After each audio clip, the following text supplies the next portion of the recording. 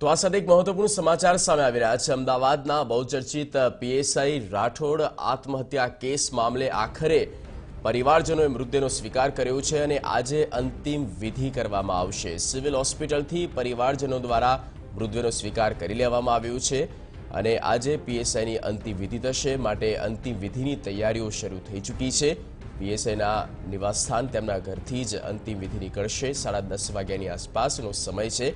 તેમના અંતિમ સંસ્કાર કરવામાં આવશે। આખરે ભારે મનામણા અને મથામણા બાદ 2 એસીપીની ટીમ તેમના પરિવારજનોને મળી હતી અને તેમને મનાવવામાં આવ્યા હતા। જો કે પરિવારજનો દ્વારા ચીમકી આપવામાં આવી હતી કે તેઓ ગુરુવારની સાંજ સુધીમાં ગુજરાતની ધરતી છોડી દેશે અને તેમના મૂળ વતન ઉત્તર પ્રદેશ જતા રહેશે, એટલે કે હિજરત કરવાની પણ તેમણે વાત કરી હતી। જો કે ક્રાઇમ બ્રાન્ચ દ્વારા જે ટીમ બનાવવામાં આવી હતી, તપાસ ટીમ હાલ તેમના નિવાસસ્થાન પર ત્યાં પહોંચી હતી। પરિવારજનોને મનાવવામાં આવ્યા હતા અને પરિવારજનોનું કહેવું હતું કે મૃતદેહનો સ્વીકાર ત્યારે જ કરવામાં આવશે જ્યારે ડીવાયએસપી વિરુદ્ધ ફરિયાદ નોંધાશે, એફઆઈઆર નોંધાશે। જો કે એફઆઈઆરની નોંધ પણ લઈ લેવાઈ છે।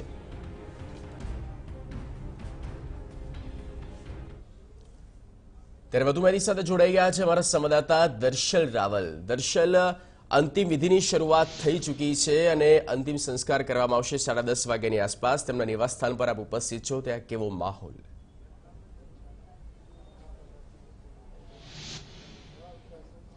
जगदीश कैमरामैन देवजी रंगाणा ने कई રીતે બતાવશે। અત્યારે જોઈ શકાય છે કે જે અંતિમ વિધિની જે તૈયારી જે કહી શકાય છે પ્રક્રિયાની, તે અહીંયા શરૂ કરી દેવાય છે। મૃતદેહને જે છે અહીંયા તેમના ઘરે લાવી દેવામાં આવે છે। અત્યારે મૃતદેહ ઘરમાં છે અને ત્યાં પરિવારજનો જે છે સાથે છે। અત્યારે આ જે જોઈ શકાય છે અંતિમ વિધિની જે તમામ જે પ્રક્રિયા હોય છે, તે સાધન સામગ્રી હોય છે તે લાવી દેવામાં આવી છે અને અંદર જે માહોલ જે છે કહી શકાય છે પરિવાર જે શોકમાં જે છે અંદર એક રુદનનો માહોલ અહીંયા જે ચાલી રહ્યો છે।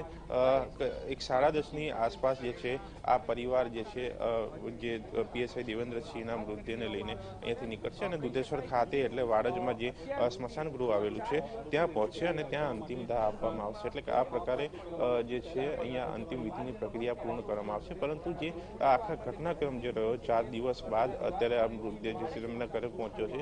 પરિવારની માંગ જે છે કે ડીવાયએસપી સામે પગલાં ભરવામાં આવે, તેમની સામે હવે ખાતાકીય તપાસની પણ ખાતાકીય પગલાં ભરવાની પણ એ માગ જે છે પરિવાર દ્વારા કરવામાં આવી છે। એટલે કે અત્યારે ભલે ડીવાયએસપીની સામે ફરિયાદ નોંધાઈ છે અને તે બાદ જે છે પરિવાર મૃતદેહ લેવા સ્વીકારવા થયો છે અને હવે અંતિમ વિધિ કરાઈ રહી છે।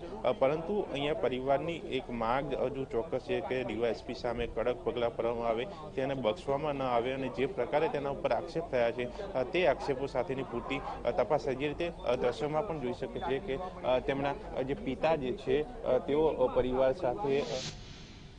બિલકુલ દર્શલ, આભાર આ સમગ્ર માહિતી અને આ પૂરી અપડેટ આપવા બદલ। તો નિવાસસ્થાનથી અમારા સંવાદદાતા દર્શલ રાવળ જોડાયેલા હતા। ટૂંક સમયમાં તેમનો જે મૃતદેહ છે પીએસઆઈ દેવેન્દ્રસિંહ રાઠોડનો તેમના નિવાસસ્થાને લાવવામાં આવશે। 10:30 વાગે અંતિમ વિધિ કરવામાં આવશે અને આ અંતિમ પ્રક્રિયામાં 10:30 વાગ્યાથી શરૂ થવાની છે અને તેમાં વધારે લોકો જોડાશે તેવી એક શક્યતા તેમના ભાઈ દ્વારા પણ વ્યક્ત કરવામાં આવી છે।